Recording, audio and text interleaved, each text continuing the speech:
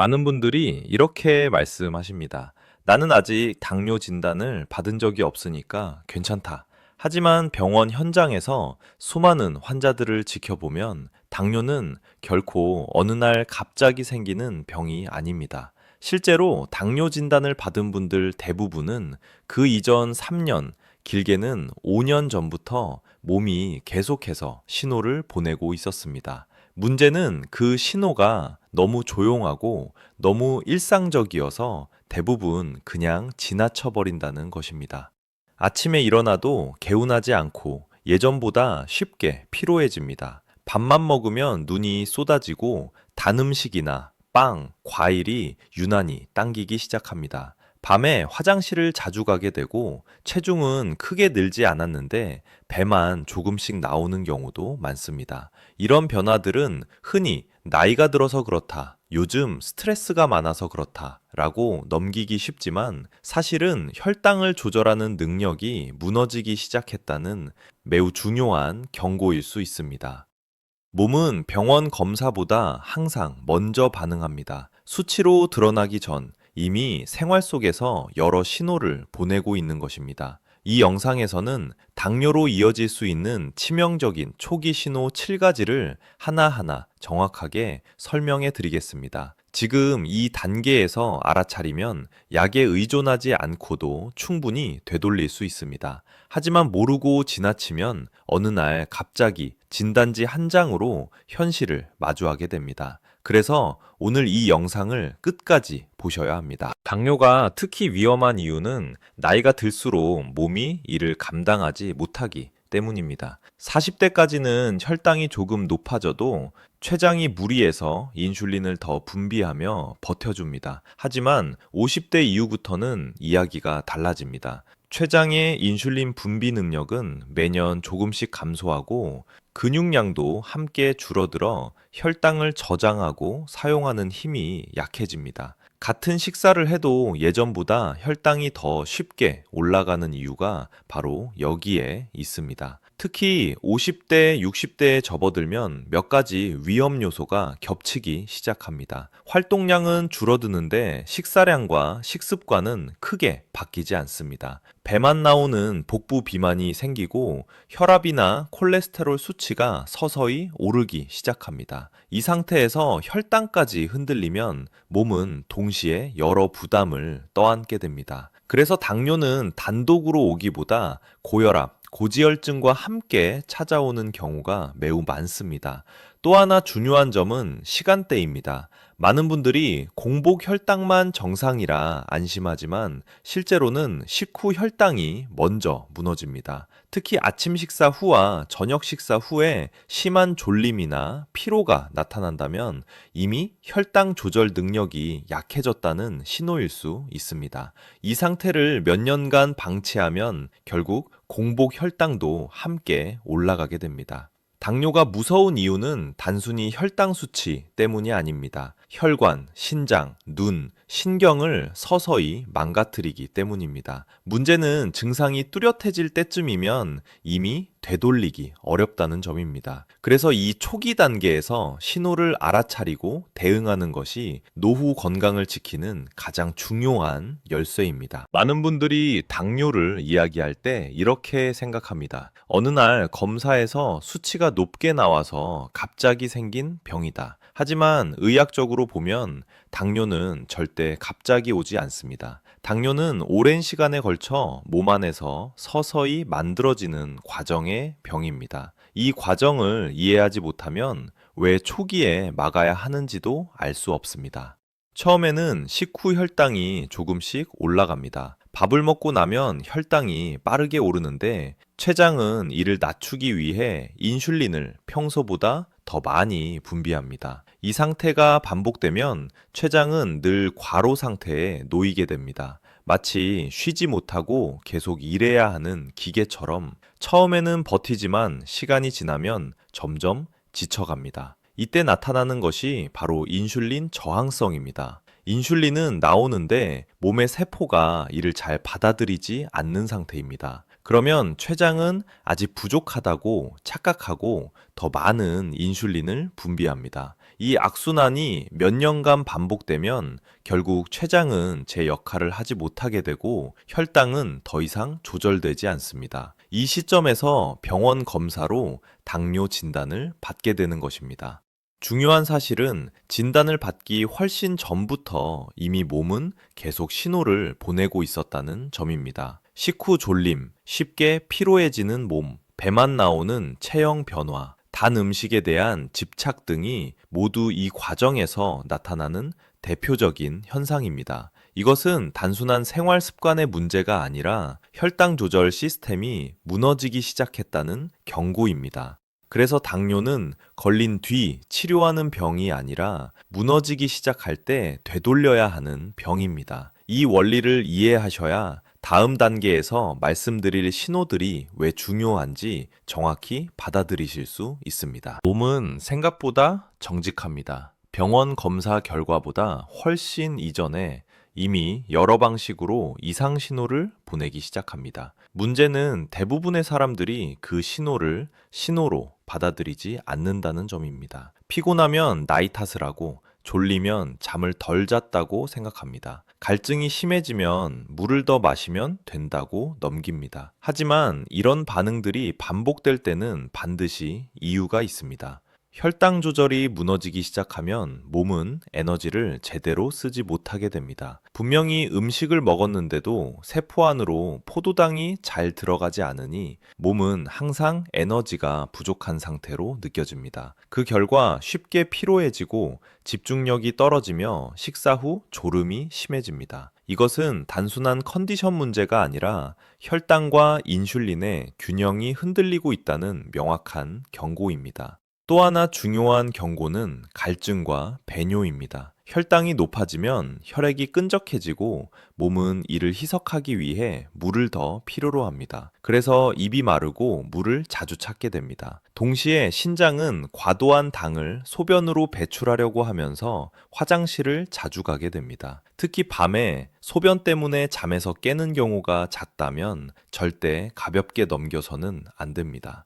피부나 상처 회복 속도도 중요한 신호입니다. 예전보다 작은 상처가 오래가고 염증이 쉽게 생긴다면 혈관과 면역 기능이 이미 영향을 받고 있을 가능성이 큽니다. 이런 변화들은 모두 몸이 보내는 조용하지만 분명한 경고입니다. 이 경고를 무시하면 몸은 더 큰 신호로 알려줄 수밖에 없습니다. 바로 수치와 진단으로 말입니다. 당뇨로 이어지는 가장 흔하면서도 가장 많이 무시되는 신호가 바로 이유 없는 피로감입니다. 밤에 충분히 잠을 잤는데도 아침에 일어나면 몸이 무겁고 오전 일을 조금만 해도 쉽게 지칩니다. 예전에는 문제 없이 하던 일들이 점점 버겁게 느껴지고 오후만 되면 기운이 급격히 떨어지는 경우도 많습니다. 이 피로는 단순한 체력 저하가 아닙니다. 혈당 조절이 흔들리면 몸 안에 포도당이 세포 속으로 제대로 들어가지 못합니다. 즉, 연료는 있는데 엔진이 이를 쓰지 못하는 상태가 되는 것입니다. 겉으로 보면 밥도 잘 먹고 영양도 충분해 보이지만 세포 입장에서는 늘 에너지가 부족한 상황입니다. 그래서 몸은 계속 힘들다는 신호를 보내게 됩니다. 특히 식사와 피로의 관계를 잘 살펴보셔야 합니다. 아침이나 점심을 먹고 나면 오히려 더 피곤해지고 몸이 처지며 아무것도 하기 싫어지는 느낌이 든다면 혈당이 급격히 올랐다가 떨어지는 과정이 반복되고 있을 가능성이 큽니다. 이런 상태가 지속되면 췌장은 더 많은 인슐린을 분비하려고 무리하게 되고 피로는 점점 심해집니다. 많은 분들이 이 피로를 나이 탓, 스트레스 탓으로만 생각하지만 사실은 몸이 보내는 매우 중요한 초기 경고일 수 있습니다. 이 단계에서 원인을 정확히 알고 생활을 조절하면 충분히 되돌릴 수 있습니다. 하지만 이 신호를 계속 무시하면 다음 단계의 증상들이 하나씩 따라오기 시작합니다. 식사를 하고 나면 졸리는 것은 자연스러운 현상이라고 생각하는 분들이 많습니다. 하지만 문제는 그 정도입니다. 밥을 먹고 나서 눈을 뜨기 힘들 정도로 졸리고 머리가 멍해지며 아무 일도 하기 싫어진다면 이는 단순한 소화 문제를 넘어선 신호일 수 있습니다. 특히 이런 증상이 거의 매일 반복된다면 반드시 주의해야 합니다. 식후 강한 졸림의 핵심 원인은 혈당 스파이크입니다. 음식을 먹자마자 혈당이 급격히 올라가면 몸은 이를 낮추기 위해 인슐린을 한꺼번에 많이 분비합니다. 그러면 혈당이 빠르게 떨어지면서 뇌로 가는 에너지 공급이 불안정해지고 그 결과 졸음과 무기력감이 찾아옵니다. 이는 혈당이 롤러코스터처럼 오르내리고 있다는 뜻입니다. 특히 흰쌀밥, 빵, 면, 달콤한 반찬 위주의 식사를 한 뒤 졸림이 심하다면 위험 신호일 가능성이 큽니다. 이런 식사가 반복되면 췌장은 매번 과도하게 일해야 하고 인슐린 저항성은 점점 심해집니다. 결국 같은 식사를 해도 혈당은 더 크게 오르고 졸림은 더 심해지는 악순환에 빠지게 됩니다. 많은 분들이 식후 졸음을 나이 탓으로 넘기지만 사실 이는 당뇨 전 단계에서 매우 흔하게 나타나는 증상입니다. 이 단계에서 식사 내용과 순서를 조절하면 혈당 반응을 충분히 완화할 수 있습니다. 하지만 계속 방치하면 다음 경고 신호들이 연달아 나타나기 시작합니다. 요즘 들어 물을 자주 찾게 되고 입이 쉽게 마른다고 느끼는 분들이 많습니다. 특히 밤에도 물을 마시지 않으면 잠들기 어렵고 자다가 화장실 때문에 여러 번 깨는 경우가 있다면 그냥 넘겨서는 안 됩니다. 이것은 단순히 수분 섭취의 문제가 아니라 혈당과 깊은 관련이 있을 수 있습니다. 혈당이 높아지면 혈액 속에 당이 많아지면서 점점 끈적해집니다. 몸은 이를 희석하기 위해 더 많은 물을 필요로 하게 되고 그 결과 갈증이 심해집니다. 동시에 신장은 과도한 당을 소변으로 배출하려고 하면서 소변 양과 횟수가 늘어납니다. 이 과정은 몸이 스스로 혈당을 낮추기 위해 애쓰고 있다는 신호이기도 합니다. 특히 주의해야 할 점은 밤에 화장실을 자주 가는 경우입니다. 나이가 들면 어느 정도 야뇨가 생길 수 있지만 이전보다 횟수가 뚜렷하게 늘었다면 혈당 문제를 의심해 봐야 합니다. 밤에 소변 때문에 수면이 깨지면 피로가 쌓이고 다음날 혈당 조절도 더 어려워집니다. 이렇게 악순환이 시작됩니다. 많은 분들이 물을 많이 마셔서 그렇다고 생각하지만 사실은 반대인 경우가 많습니다.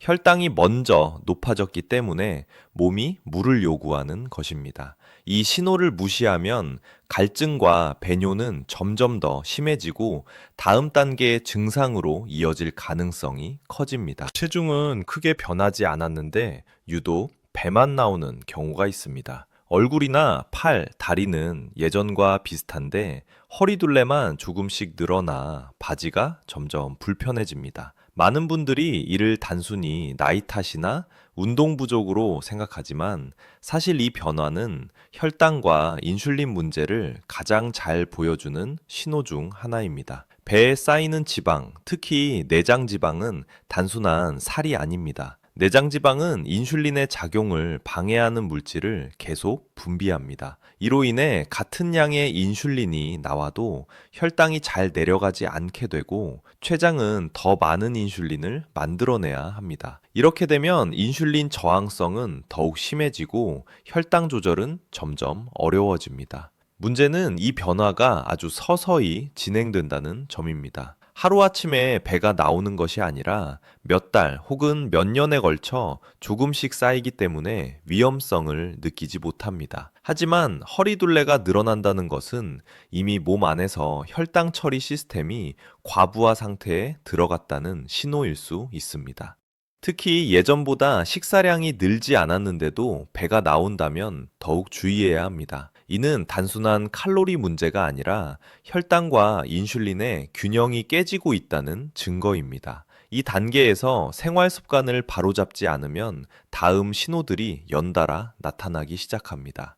예전에는 금방 아물던 작은 상처가 요즘 들어 유난히 오래 간다고 느끼는 분들이 있습니다. 살짝 긁힌 상처나 면도 후 생긴 상처, 작은 염증이 며칠이 지나도 잘 낫지 않고 붉은기가 오래 남아있는 경우입니다. 많은 분들이 이를 피부가 약해졌다고만 생각하지만 사실 혈당 이상이 시작될 때 자주 나타나는 중요한 신호입니다. 혈당이 높아지면 가장 먼저 영향을 받는 것이 미세 혈관입니다. 혈액이 끈적해지고 순환이 나빠지면서 상처 부위로 충분한 산소와 영양분이 전달되지 않습니다. 동시에 면역 세포의 기능도 떨어져 세균을 처리하는 능력이 약해집니다. 그 결과 상처가 쉽게 낫지 않고 염증이 오래 지속되게 됩니다. 특히 발이나 발가락, 다리 쪽 상처가 잘 낫지 않는 경우는 더욱 주의해야 합니다. 이 부위들은 원래 혈액순환이 상대적으로 약한 곳이기 때문에 혈당 문제가 생기면 가장 먼저 반응합니다. 당뇨 환자에게 발 상처가 위험한 이유도 바로 여기에 있습니다. 초기에는 작은 변화로 시작되지만 방치하면 큰 문제로 이어질 수 있습니다. 상처 회복이 느려진다는 것은 단순한 피부 문제가 아니라 혈관과 면역 시스템이 이미 부담을 받고 있다는 신호입니다. 이 단계에서 혈당 관리를 시작하면 충분히 회복될 수 있지만 계속 무시하면 다음 단계의 증상들이 더 분명하게 나타나기 시작합니다. 손이나 발이 자주 저리고 특별히 추운 날이 아닌데도 손발이 쉽게 차가워지는 분들이 있습니다. 가만히 있어도 찌릿찌릿한 느낌이 들거나 양말을 신어도 발이 따뜻해지지 않는 경우도 많습니다. 이런 증상은 단순한 혈액순환 문제로 생각하기 쉽지만 혈당 이상이 시작될 때 매우 흔하게 나타나는 경고 신호일 수 있습니다. 혈당이 높아지면 미세혈관이 손상되기 시작합니다. 특히 손끝과 발끝처럼 혈관이 가늘고 먼 부위부터 영향을 받습니다. 혈액이 원활하게 흐르지 못하면 신경에 충분한 산소와 영양이 공급되지 않고 그 결과 저림, 따끔거림, 감각 둔화 같은 증상이 나타납니다. 이것이 바로 당뇨성 신경 손상의 초기 단계입니다. 문제는 이 증상이 간헐적으로 나타난다는 점입니다. 어떤 날은 괜찮다가 피곤하거나 식사 후 혈당이 흔들리는 날에는 더 심해집니다. 그래서 많은 분들이 그날 컨디션이 안 좋아서 그렇다고 넘기게 됩니다. 하지만 이런 증상이 반복된다면 이미 혈관과 신경이 혈당 부담을 받고 있다는 뜻입니다. 손발 저림과 차가움은 단순히 불편한 증상으로 끝나지 않습니다. 이를 방치하면 감각이 점점 둔해지고 상처를 입어도 느끼지 못하는 단계로 이어질 수 있습니다. 이 신호를 초기에 알아차리고 혈당 관리를 시작하는 것이 매우 중요합니다. 예전에는 크게 찾지 않던 단 음식이 요즘 들어 유난히 땡기는 분들이 있습니다. 식사를 하고 나서도 뭔가 부족한 느낌이 들고 과자나 빵, 달콤한 음료가 계속 생각납니다. 어떤 분들은 입맛이 변해서 그렇다고 말하지만 실제로는 혈당 조절이 흔들릴 때 매우 흔하게 나타나는 신호입니다. 혈당이 급격히 올랐다가 빠르게 떨어지면 뇌는 에너지가 부족하다고 느끼게 됩니다. 그러면 몸은 가장 빠르게 에너지를 보충할 수 있는 단 음식을 강하게 요구합니다. 이 과정이 반복되면 단 것에 대한 집착은 점점 강해지고 혈당의 오르내림 폭도 더 커집니다. 결국 췌장은 더 자주, 더 많이 인슐린을 분비해야 하는 상태로 내몰립니다. 문제는 이 욕구가 의지의 문제가 아니라는 점입니다. 참아야지 라고 마음먹어도 쉽게 조절되지 않는 이유는 이미 몸의 혈당 시스템이 불안정해졌기 때문입니다. 특히 식사 간격이 길어지거나 흰 쌀밥과 밀가루 위주의 식사를 한 뒤 이런 욕구가 심해진다면 당뇨 전 단계일 가능성이 큽니다.